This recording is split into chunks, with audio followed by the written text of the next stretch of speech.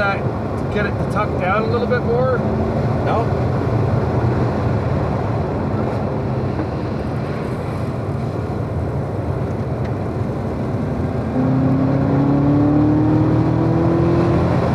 Am I going off here? Yeah.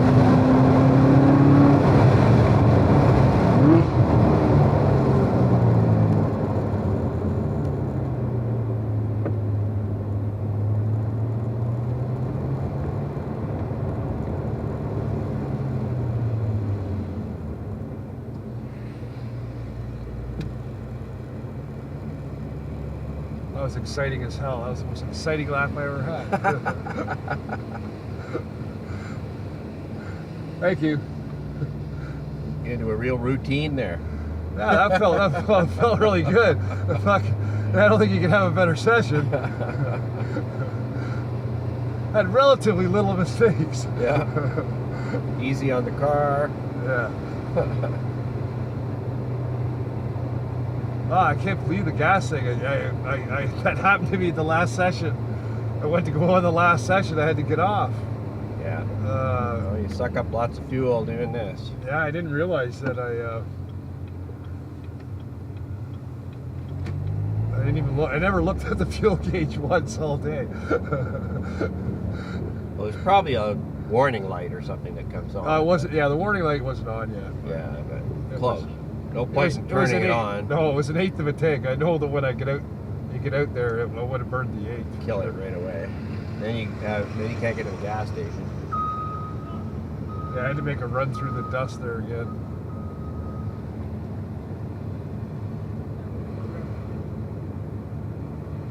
Now, what's coming in here? Some big show? McLaren. Oh, McLaren, wow. I don't know what they're doing, but I don't know if they're racing cars or just showing them or what.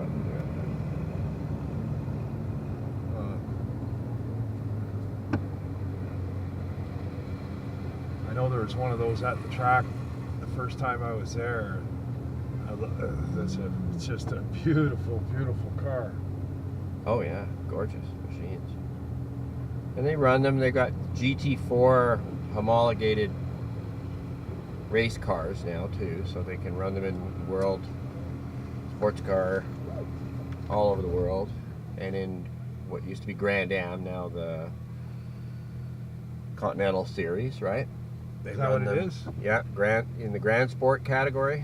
Yeah. So all of the cars are GT4 homologated, which means they're allowed to run in the GT4 category around the world. So it went from relatively stock Mustangs and Camaros and stuff when I was in it. There's still some Mustangs. Ford built Mustangs to be GT4 homologated too. But most of the cars in there are now the GT4 Porsche, the McLarens, the... Oh, those guys driving their own cars? Some of them. Some people are paid hot shoes to drive them for companies. There's all different ways. Like when I drove in it, I didn't own the Mustang. It wasn't my car, but I looked after the car. We had 2 Mustangs in my shop, so I looked after them and ran the team. Kept the we had a big Peterbilt transporter, motorhome, elevator, trailer, all that stuff. It wasn't mine. It was a rich guy lawyer, and he couldn't turn a wrench to save his soul, but he could drive, sort of. So I did most of that without getting paid, but I got to drive, because it's expensive as hell to drive in those series. Oh, right? yeah. It's beyond my financial capability. Oh. But I managed to drive for a few years in that, working my way through, right? Wow. Yeah. Wow. So yeah, now it's... So he drove a car and you drove one? Well, you need 2 drivers. Oh. Right? It's always a driver change. It's a Trans Am. It's like 2.5 hours, or 2 and 45 minutes, or 3 hours, or you can change them around a little bit. But they're endurance races, so you have to refuel usually twice, depending on how many yellows there are. But there's a minimum of 2 drivers. So some of the longer races, you can have 3 or 4 drivers. The longest ones I ran in were 6-hour races at VIR. Virginia International, which is kind of one of these tracks. Beautiful park, elevation changes, swoop fast, sweeping. You should try and get there one day. That's another like this. That's what I'm into right now. I'm into like do some I want to go different some tracks. I want to go to Seton or the American one in the States. Sebring?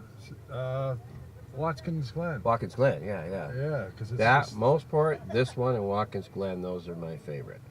I really like VIR too. It's right in there. It's one of those tracks. Yeah, it looked like it had a big long straightaway. Oh yeah. Yeah, it's fast as hell. massive. It's like I watched some film on it. I watched a lot of film on it. But different. VIR is unbelievable. And so I ran in 6-hour races that would start in the daylight and go into the dark. Wow. Is that what's the one that Corvette was always a 24-hour race? Well, in the U.S., it's Rolex 24. This race. Oh. It's at Daytona every year. It's been like 50 years or something like that. So how many racers? How many drivers are there in that? Usually 4, but they could have more. But there's minimum amounts of time that you have to drive to score points. But maximum, you can't just one guy drive the whole thing, or 2 guys, and they all, they're only allowed to drive so long for safety reasons. When you drive, that's done at Daytona on the road course. Like it's a different kind of. It's like I did a lot of physical work in my life. Yeah, me too. But like this is a different kind of work, right? It's work though. Well, you can tell. It takes it out of you, right? Yeah. You get dehydrated. You have to be careful. Yeah. I didn't really. And if you're in a race, like you're just.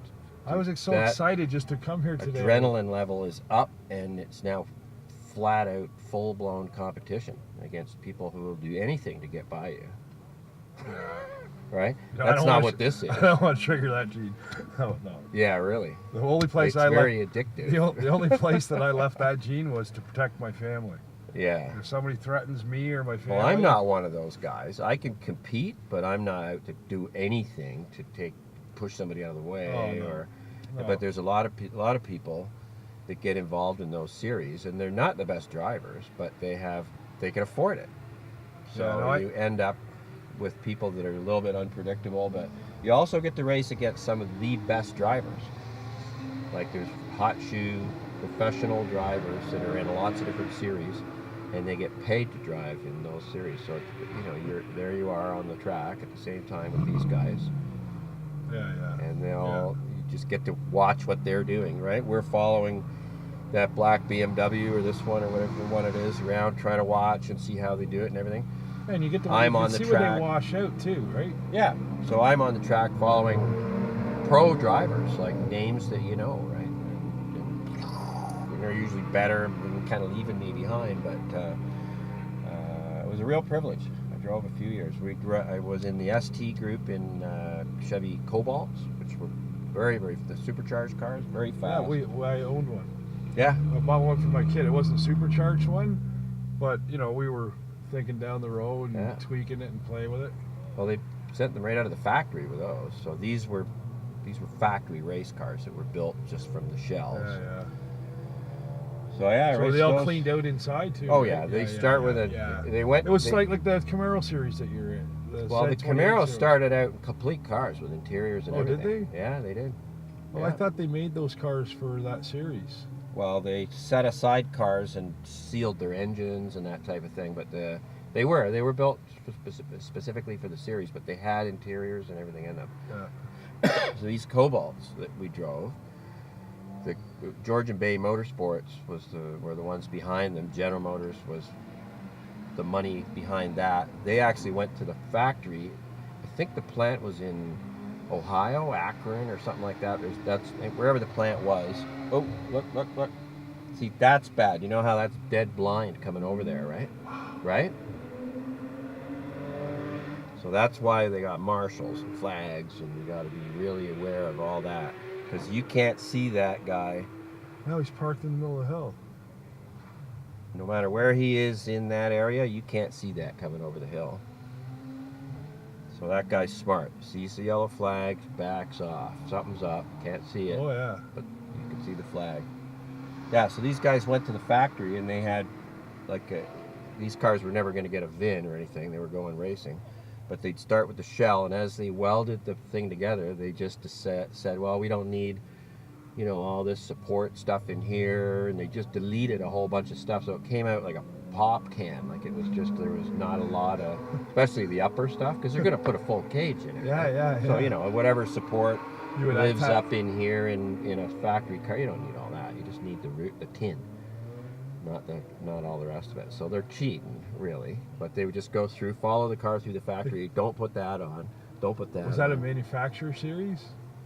Well, there was manufacturer money behind it. Yeah, Oh. for sure. GM sponsored those cars. They put the money into Because I the thought development. sometimes there used to be a series where they had to make 90 of each car. Like, No, and they then- didn't have to homologate them. Well, they were already homologated. It was a Chevy Cobalt. They made millions, yeah, right? Yeah. So there was no question. It's not like they built a totally different car and we're going to run that. So when that happens, you're right. They have to make however many, I don't know what the numbers are, but over the years, like the Ford GTs back in the day, they had to make, you know, 100 of them or something. And To qualify if to go, Ferrari yeah, was yeah, going to yeah, compete yeah, with yeah. some specific race car, they had to make 100 or a couple hundred or whatever FIA said, you know, and they would cheat on that. They'd say they did and they didn't, and they would say, there they are right there, but they weren't the same. And Like, all how did, like, right, so are much there bullshit. that many Ferraris sold around the world that there is now, for sure. that like, why were they always so fucking much money? Like, you know what I mean? Like, you know what I mean? Like, I understand that there's that much money, and I understand Yeah. that there's people with that much money that it doesn't matter. But like, Why are they so much money? yeah, why are they so much fucking money? I don't know. Like now, They have never done anything for me. This is the type of car that means something to me. A GM, a Chev. yeah, I love, yeah.